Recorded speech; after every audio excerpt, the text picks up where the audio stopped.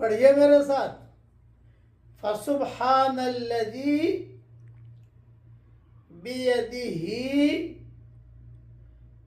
ملکوت کل شیء. پس پاک ہے ہمارا اللہ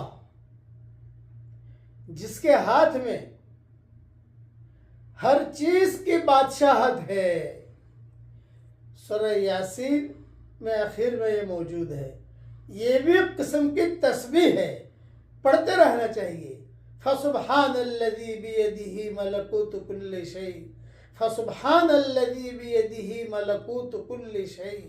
اللہ تعالیٰ اس تسبیح پڑھنے کو قبول فرمائے. آمین. السلام علیکم ورحمۃ اللہ وبرکاتہ. نحمده ونصلی علی رسولہ الکریم، اما بعد. آج کا سبق سن لیجئے. آج کا سبق کا ٹائٹل ہے روزی میں برکت کے 3 نسخے. نمبر 1، لوگ بہت پریشان ہیں روزی کے سلسلے میں. تو پہلی بات تو یہ ہے کہ آدمی استغفار کی کثرت کرے. اللہ کا وعدہ ہے کہ استغفار زیادہ کرو گے تو میں تمہیں خوشحالی والی زندگی دوں گا. یہ قرآن میں ہے. یمتعکم متاعا حسنا الی اجل مسمی. خوب استغفار کیجئے. نمبر 2، درود شریف پڑھنے کا بہت اہتمام کیجئے. اس سے ہم اور غم دور ہوتے ہیں، پریشانیاں دور ہوتی ہیں. خوب اٹھتے بیٹھتے درود شریف پڑھیے. نمبر 3، علماء حقہ نے لکھا ہے کہ پہلے بات سمجھ لیجئے کہ پہلے نمبر والا نسخہ وہ تو قرآن میں ہے. درود شریف والا نسخہ یہ صحیح حدیثوں میں ہے. اور یہ تیسرا نسخہ جو دے رہا ہوں یہ علماء حقہ نے لکھا ہے، حدیثوں میں نہیں ہے. وہ یہ کہ جمعرات کے دن 11 مرتبہ درود شریف پہلے، 11 مرتبہ درود شریف بعد میں، اور 1000 مرتبہ پڑھیے یا غنیو یا غنیو یا غنیو. تو اللہ کی ذات سے امید ہے کہ اللہ تعالی اس کی روزی میں برکت دے گا. جس کو بھی یہ 3 وظیفے بتائے اور جس نے بھی اہتمام کیا، اللہ تعالیٰ نے اس کی روزی میں خوب برکت دی الحمدللہ. اس لیے اب جو ہے یہ باتیں تو جو قرآن میں ہے وہ قرآن میں ہے، جو حدیث میں ہے وہ حدیث میں ہے. اور یا غنی والا وظیفہ جو ہے یہ علماء حقہ نے لکھا ہے. میں نے بھی میری کتاب بکھرے موتی میں جہاں اسماء حسنہ کا تذکرہ کیا ہے تو اللہ کے 99 نام ہیں، ان 99 ناموں کے خواص میں نے لکھ دیے ہیں. اس میں یا غنی والا وظیفہ بھی میں نے لکھ دیا ہے، وہاں دیکھ لیا جائے. میں دعا کرتا ہوں کہ اللہ جو بھی پریشان حال ہو اس کی پریشانیوں کو دور فرما. جو روزی کی تنگی میں مبتلا ہو عافیت کے ساتھ ان کے لیے اللہ روزی کی تنگی کو دور فرما. جو ناجائز عشق میں مبتلا ہو ناجائز عشق سے اللہ تو اسے نجات دے دے. اے اللہ جو ہیرا پھیری والی زندگی میں مبتلا ہو عافیت سے ہیرا پھیری والی زندگی سے بچا لے. اے اللہ جس نے بھی مجھ سے دعاؤں کے لیے کہا ہو یا دعاؤں کے لیے خطوط میں لکھا ہو یا جن کا مجھ پر کسی قسم کا حق اور احسان ہو یا جو ہمیں اپنی دعاؤں میں یاد کرتے رہتے ہوں یا مائیں بہنیں ہمیں اپنی دعاؤں میں یاد کرتی رہتی ہوں، ہماری ساری دعاؤں میں ان کا پورا پورا حصہ نصیب فرما. اب پڑھ لیجئے میرے ساتھ. استغفر اللہ الذی لا الہ الا هو الحی القیوم واتوب الیہ عدد خلقہ ورضا نفسہ وزنت عرشہ ومداد کلماتہ. اللہ اچھا استغفار میں جو استغفار آپ کو یاد ہو وہ پڑھنے کا اہتمام کریں. درود شریف میں جو یاد ہو وہ پڑھنے کا اہتمام کریں. اور یا غنیو تو ہے ہی، اسے پڑھنا پڑے گا، لیکن یا غنیو والا جو وظیفہ ہے یہ حدیث میں نہیں ہے، علماء حقہ کا لکھا ہوا ہے. اللہ تعالی ہم سب سے اللہ خوش ہو جائے. آمین آمین. والسلام علیکم ورحمۃ اللہ وبرکاتہ. وآخر دعوانا ان الحمد للہ رب العالمین. الخلق كله ولك الفضل كله وإليك يرجع الأمر كله وإليك يسعد الكلم الطيب كله. اللهم لك الحمد بالإسلام، لك الحمد بالإيمان، لك الحمد بالقرآن، لك الحمد حتى ترضى، لك الحمد إذا رضيت، لك الحمد بعد الرضا. اللهم لك الحمد كالذي نقول وخيرا مما نقول، لك الحمد كالذي تقول، لك الحمد في الحال ولك الحمد في المآل.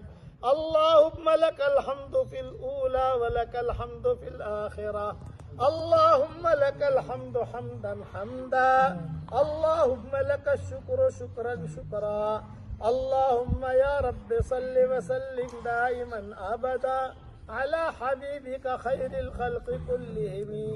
اللهم صل على سيدنا محمد بن عبد الله القائم بحق الله. ما ضاق أمر إلا فرجه الله.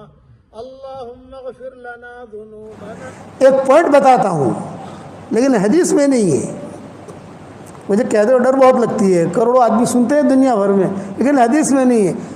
لیکن اہل مدینہ کا معمول رہا ہے، چونکہ مدینہ منورہ میں رہتا ہوں نا، جب بھی کوئی پریشانی آوے، کچھ بھی آوے، تو آدمی جو ہے شہداء احد کے پاس جاوے، ان کو سلام کرے اور اللہ سے دعا مانگے. بہت مجرب چیز ہے. شہداء احد سے تو مانگنا نہیں ہے بھائی، نبی سے تو مانگا نہیں جاتا. میں تو کلیئر کرتا ہوں نا، مانگنا کس سے ہے بھائی؟ اللہ سے. دینے والا کون ہے؟ اللہ.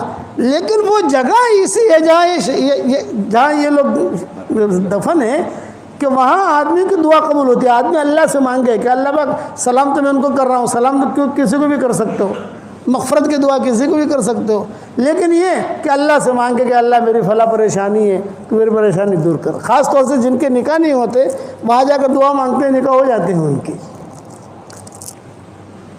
چونکہ مدینہ منورہ میں رہا تو وہ لوگ ملتے ہیں نا، ہمارے بیانات ہوتے، یہ ہوتے، جاتے ہیں، آتے ہیں، جاتے ہیں. وہ تو انہوں نے یہ سفر میں سنا ہے مجھے، یہ کہا کہ اب جب کوئی بھی ایسا ہو تو ہم بھیج دیتے ہیں، جب سلام کریں ان کو، لیکن دعا مانگ اللہ سے. ہمیشہ یاد رکھنا، ہم سلام تو کریں گے حضور صلی اللہ علیہ وسلم کو، لیکن مانگیں گے کس سے بھائی؟ دینے والا کون ہے؟ اللہ. ہر چیز ہر منزل میں اللہ کی محتاج ہے. اللہ کسی منزل میں کسی چیز کا محتاج اور پابند نہیں ہے. احد پہاڑ جو ہے نا، یہ احد پہاڑ حضور صلی اللہ علیہ وسلم دیکھتے تھے، وہ احد پہاڑ کی مستقل فضیلت ہے. اور حضور کہتے تھے احد یحبنا ونحبہ، احد یحبنا ونحبہ. احد ہم سے محبت کرتا ہے، ہم احد سے محبت کرتے ہیں. خاص طور سے جب بارش ہوتی ہے اس وقت میں احد پہاڑ جو چمکتا ہے تو ہم لوگ مستقل دیکھنے کے لیے نکلتے ہیں.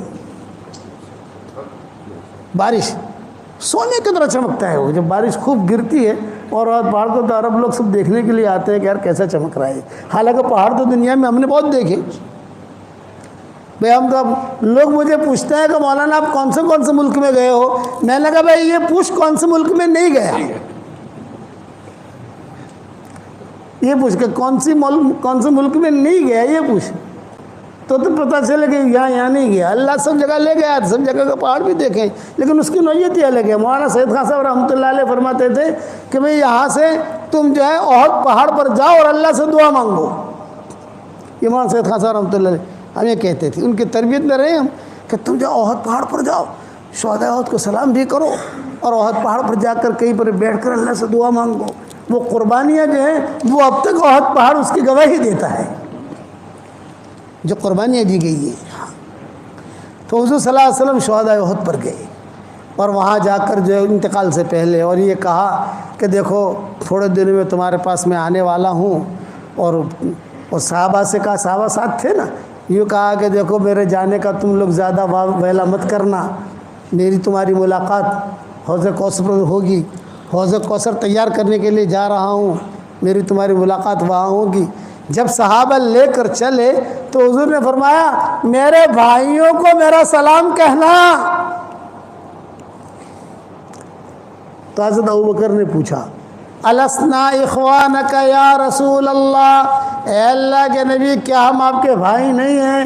آپ نے فرمایا اللہ تم میرے بھائی نہیں ہو، بل انتم اصحابی، تم میرے ساتھی ہو۔ میرے بھائی بہنیں تو وہ ہیں جنہوں نے مجھے دیکھا نہیں ہے اور میری بات پر لبیک کہہ کے کھڑے ہو جاتے ہیں، ہم لوگ حضور کے بھائی بہن ہیں۔ کسی نبی نے اپنے امتی کو بھائی بہن نہیں بنایا ہے، حضور نے بھی اپنا بھائی بہن بنایا محبت میں۔ یہ کون ہے کہ حضور کا بھائی ہے؟ یہ کون ہے کہ حضور کی بہن ہے؟ حضرت ابوبکر نے پوچھا السنا اخوانک یا رسول اللہ، کیا ہم آپ کے بھائی بہن نہیں؟ آپ نے فرمایا اللہ میرے بھائی بہن تو وہ ہیں جنہوں نے مجھے دیکھا نہیں ہے، بعد میں آئیں گے، اللہ رسول ہماری باتیں سنیں گے، قدم اٹھائیں گے، کام کریں گے۔ ہم نے حضور کو دیکھا نہیں ہے، لیکن جو حضور باتیں بتاتے ہیں فوراً عمل کرتے ہیں ہم، کیونکہ نبی نے بتایا ہے۔ اب واپسی میں حضور صلی اللہ علیہ وسلم کی جب باریاں ہوتی تھی امہات المومنین کی، تو جب احد سے واپس آ رہے ہیں انتقال سے پہلے، تو آپ کی باری تھی حضرت میمونہ کے گھر میں۔ تو حضور صلی اللہ علیہ وسلم نے اب امہات المومنین کو جمع کیا اور جمع کر کے کہا کہ بھئی دیکھو باری تو ہے حضرت میمونہ کی، لیکن میری خواہش یہ ہے کہ اب میری طبیعت ٹھیک نہیں ہے، آخری دن چل رہے ہیں، تو اگر خوشی کے ساتھ تم سب اجازت دے دو تو میں عائشہ کے پاس رہوں، خوشی سے اجازت دو۔ ایک رات کی باری ہوتی تھی نا، ہاں، تو سب ماؤں نے کہا کہ نہیں آپ جس میں آپ کو خوشی ہے۔ تو حضرت عائشہ کی وہاں حضور نے قیام کیا، یہ آخری دن گزر رہے ہیں، اور جب حضرت عائشہ کا وہاں قیام کیا تو ایک دم سے قیام ہوا نا، بھی باری تھی کہاں؟ حضرت میمونہ کے وہاں، تو انہوں نے تیاری کر رکھی تھی، بستر کی، کپڑوں کی، جو بھی ترتیب ہوتی ہے رکھی تھی، لیکن اب یہ تو بالکل فیصلہ پلٹ گیا کہ بھئی تم اجازت دو تو میں عائشہ کے پاس رہوں، لیکن میری دوائیں بھی جانتی ہے، وہ میری خدمت بھی کرتی ہے، خدمت تو سب کرتی ہیں، لیکن یہ کہ میری خواہش ہے کہ میرے دن آخری وہیں گزرے سب۔ اب یہاں جو ہے حضرت عائشہ نے کوئی تیاری تو کی نہیں تھی، بات سمجھ میں آ رہی نہیں آ رہی؟ یہ مضمون بہت لمبا ہے، 5 گھنٹے کا یہ مضمون ہے جو مجھے 8:25 کو ختم کرنا ہے۔ کہ بھی حضرت عائشہ نے تیاری تو کی نہیں تھی، تو ساری ماؤں نے کہا کہ عائشہ جلدی جلدی تمہیں جو چیز کی ضرورت ہو ہم مہیا کر دیتے ہیں، کھجور کی ضرورت ہے کھجور لے آتے ہیں، دودھ کی ضرورت ہے دودھ لے آتے ہیں، اور خالی تم اشارہ کر دینا ہم لے آئیں گے۔ یعنی دوسرے ماؤں نے مدد کی کمرہ صاف کرانے میں۔ یہ نبی آ رہا ہے تو کمرہ تو صاف کرنا پڑے گا نا، بستر ٹھیک کرنا پڑے گا، تکیہ ٹھیک رکھنا پڑے گا، جو دوائیں وہ ڈھنگ سے رکھنی پڑے گی۔ اب حضور صلی اللہ علیہ وسلم یہاں آئے حضرت عائشہ کے کمرے میں۔ حضرت عائشہ کے کمرے میں جب آئے حضور صلی اللہ علیہ وسلم، تو عائشہ رضی اللہ تعالیٰ عنہ فرماتی تھی کہ حضور صلی اللہ علیہ وسلم کے دوسرے دن جب فجر کا وقت آیا تو سارے کے سارے ملاقات کے لیے آئے، حضرت علی بھی آئے، حضرت فاطمہ بھی آئی، سب آئے، امہات المومنین بھی آئے، حضرت ابوبکر بھی آئے، سب آئے، اور سب نے آ کر کہا کہ حضرت آج تو آپ کی طبیعت بہت اچھی ہے ماشاءاللہ، شہداء احد کے پاس سے جا کر آ کر تھا بالکل جوان بن گئے، دیکھو چہرے پر کیسا رونق ہے۔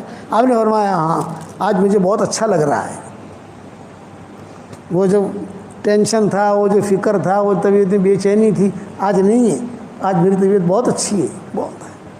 تو پھر سب لوگ جڑے ہوئے تھے حضور کے ساتھ۔ تو اب حضرت فاطمہ نے کہا کہ ابو جی اگر اجازت ہو میں کئی دنوں سے یہاں پر ہوں تو میں بھی ذرا علی کے پاس ہوا ہوں، حضرت علی بھی تھے، کہ ہم ذرا گھر چلے جائیں، گھر کو بھی دیکھ لیں ہمارا، کوئی چوٹی وغیرہ ٹھیک کر لیں میں، بال وغیرہ ٹھیک کر لیں میں، گھر کے کچھ کام ہیں دھونے کے کپڑوں کے۔ حسن حسین کو بھی دیکھا نہیں ہے کئی دنوں سے ہم نے، حسن حسین بھی کھڑے ہوئے تھے وہاں، اجازت لی تو آپ نے حضور نے اجازت دی تھی کہ جاؤ تم جاؤ، دونوں میں ابھی نکل گئے۔ حسن حسین تھے، آپ نے ان کو پیار کیا आओ तुम भी जाओ। माशाल्लाह ये भी खेलते खुलते निकल गए। अब हज़रत अबू बकर आए।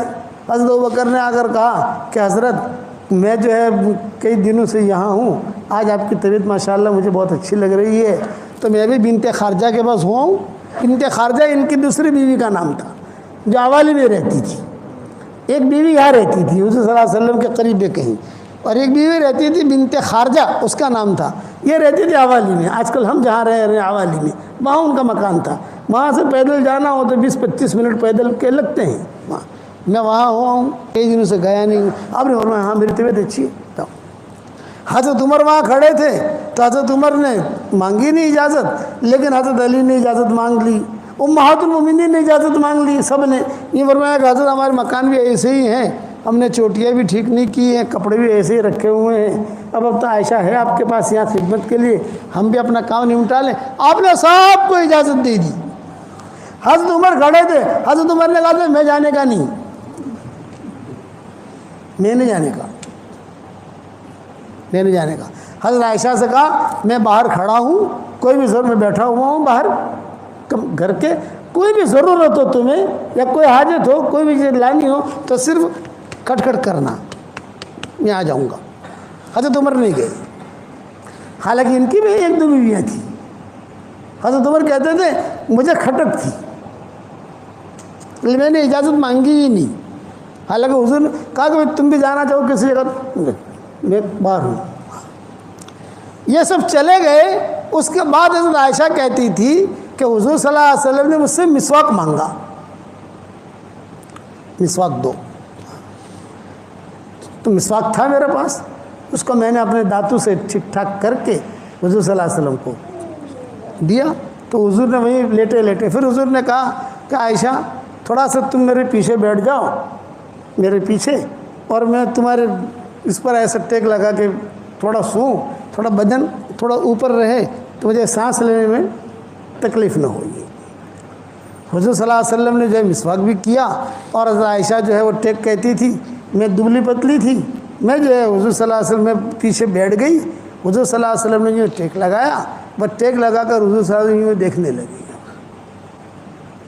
अब मैं घबराई, मैं अकेली हूँ, सारे तो चले गए, सब हज़रत फातिमा चली गई, हज़रत अली चले गए, अबू बकर चले गए, सब बड़े बड़े लोग जो थे वो चले गए से। लेकिन इतना मेरे दिल में था क्या उमर है यहाँ बाहर बैठ, उमर है, इतना मेरे दिल में था।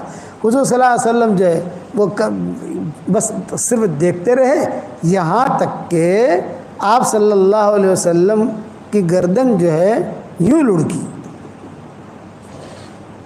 ये हज़रत आयशा की थी, और आपके मुँह मुबारक से लुआब मुबारक जो है वो निकला और मेरे हंसले के घड़े में आकर गिरा।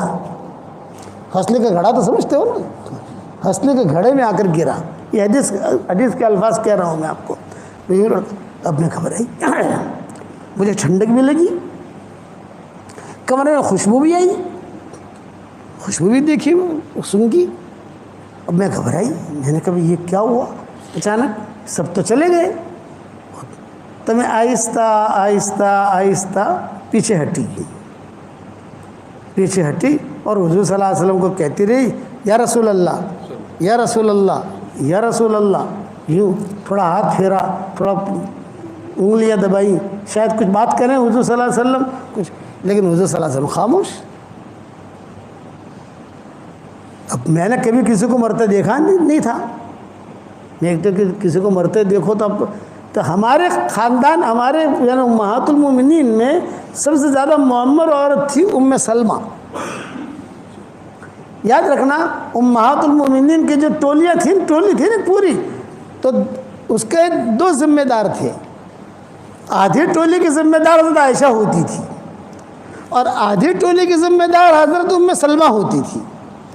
किसी मसले में हज़रत आयशा और उम्मे सलमा मुत्तफिक हो गई तो हुज़ूर कहते थे कोई टेंशन नहीं,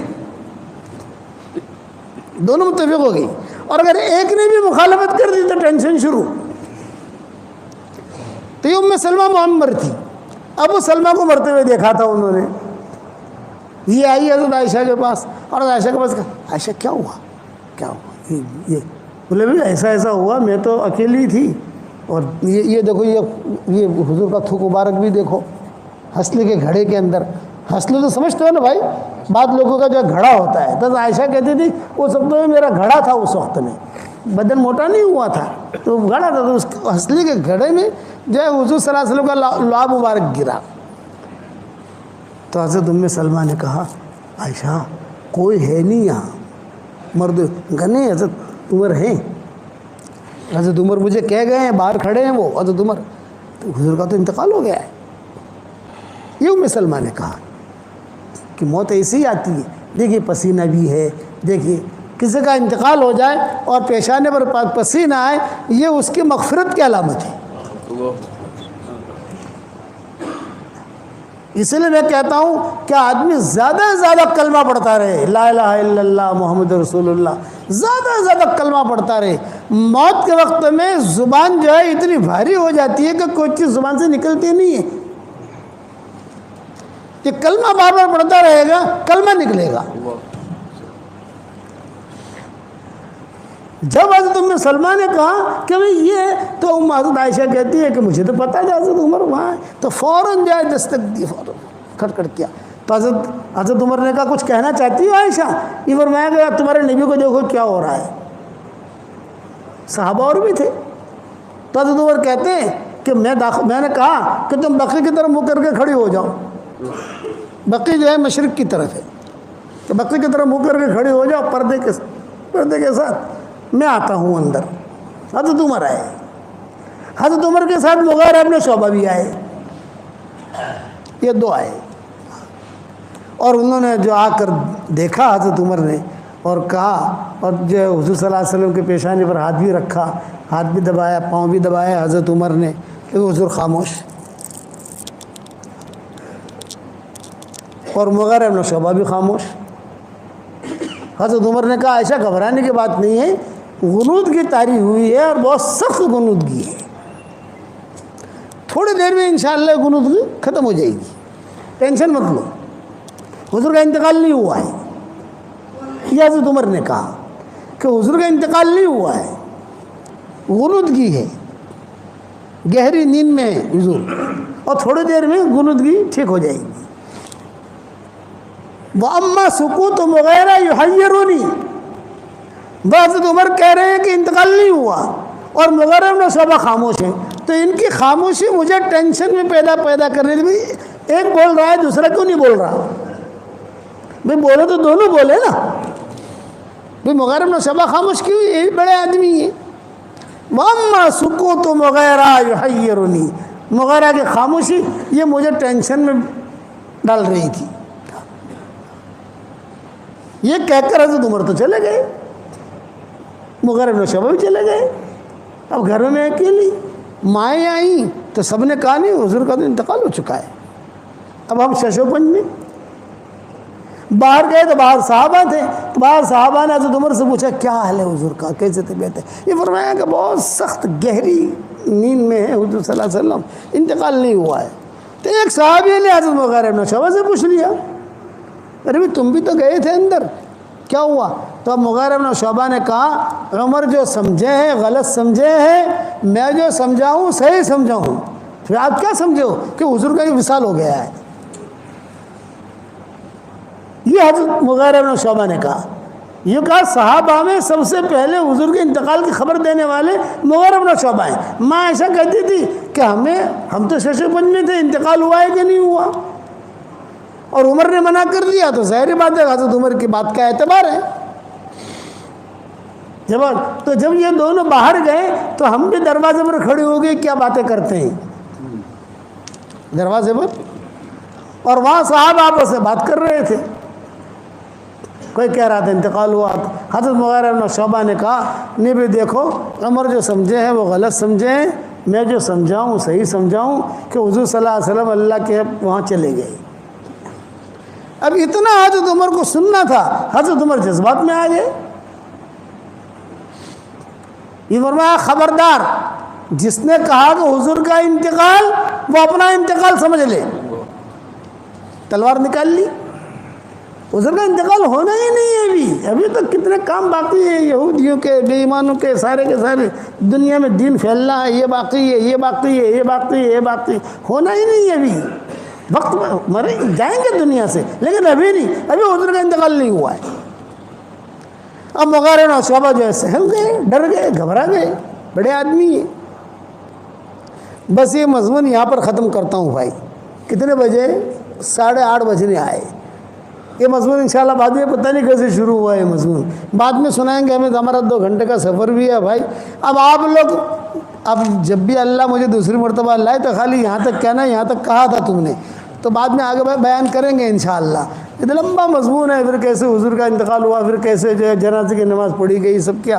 میں تو آپ حضرات سے ایک درخواست کرتا ہوں، میں آپ سے کچھ ہدیہ لینے آیا ہوں، مجھے ہدیہ دو گے بھائی؟ دیکھو آواز ڈھیلی پڑ گئی، ارے ہدیہ دو گے کہ نہیں دو گے؟ دیکھو ہم چندہ نہیں مانگتے، میرا کوئی مدرسہ نہیں ہے، کوئی چندہ نہیں مانگتا، لیکن ہدیہ ضرور مانگتا ہوں، دو گے بھائی بتاؤ؟ بس میری درخواست یہ ہے کہ جب بھی میرے سبق سنو یا جب بھی میرے بیانات سنو، میرے لیے دعا کر دینا، اتنا تو کرو گے کہ نہیں؟ ایک بات یہ ہوگی۔ دوسری بات یہ ہے کہ میں آپ کو ہدیہ دینے آیا ہوں، 10 مرتبہ سورہ اخلاص پڑھ لو تو جنت کے اندر ایک محل تیار ہو جاتا ہے۔ آج کل میرے شاگردوں کو کہتا ہوں 313 مرتبہ سورہ اخلاص پڑھنے کی عادت ڈالو، 31 بنگلے جنت میں تیار ہو جائیں گے انشاءاللہ، اور کوئی انکم ٹیکس والا آپ کو فون نہیں کرے گا۔ تمہارے 20 نگر میں تو انکم ٹیکس والے بہت آتے ہیں نا کہ بھائی صاحب تم تو اتنے پیسے کہاں سے لائے تم؟ 313 مرتبہ سورہ اخلاص پڑھنے کی عادت ڈالو تو انشاءاللہ 31 بنگلے جنت میں تیار ہو جائیں گے، اور 104 مرتبہ قرآن شریف پڑھنے کے برابر اللہ ثواب دے گا۔ ایک ہدیہ تو یہ ہے۔ دوسرا ہدیہ یہ ہے 313 مرتبہ درود شریف پڑھو، شارٹ والا درود شریف، صلی اللہ علیہ وسلم، صلی اللہ علیہ وسلم، صلی اللہ علیہ وسلم، 313 مرتبہ۔ تیسرا ہدیہ ہے 313 مرتبہ استغفار پڑھو، اللہم اغفر لی، اللہم اغفر لی، اللہم اغفر لی، جلدی پورا ہو جائے گا انشاءاللہ۔ اور چوتھا ہدیہ اب نیا شروع کیا ہے، 100 مرتبہ سورہ فاتحہ پڑھنے کی عادت ڈال دو۔ جتنی دعائیں قرآن حدیث میں آئی ہے سب سے اہم اور جامع دعا سورہ فاتحہ میں، تو 100 مرتبہ وہ 4 ہدیے سمجھ گئے بھائی۔ 313 مرتبہ سورہ اخلاص، 313 مرتبہ درود شریف، 313 مرتبہ استغفار، اور 100 مرتبہ سورہ فاتحہ۔ اس کے بعد انشاءاللہ اللہ تعالیٰ سے جو مانگو گے اللہ آپ کی دعا قبول کرے گا، مرادیں بھی پوری کرے گا، اور انشاءاللہ مرنے کے بعد اتنے سارے بنگلے ہو جائیں گے کہ آپ کہو گے کہ یار بنگلے بنگلے ہیں۔ صحیح حدیث میں ہے یہ چیزیں۔ حضرت عمر سے حضور نے کہا تھا، عمر 10 مرتبہ سورہ اخلاص پڑھ، جنت میں اللہ ایک بنگلہ دے دے گا، ایک محل دے گا۔ حضرت عمر نے کہا 10 مرتبہ پڑھوں جنت میں ایک محل؟ آپ نے فرمایا ہاں۔ حضرت عمر نے کہا بہت محل بناؤں گا۔ آپ نے فرمایا بنا جتنا بنانا ہو تجھے۔ تو یہ آپ لوگ شروع کرو گے انشاءاللہ۔ اس کے بعد اللہ تعالیٰ سے دعائیں مانگو، جو بھی حاجتیں ہوں اللہ تعالیٰ سے مانگو۔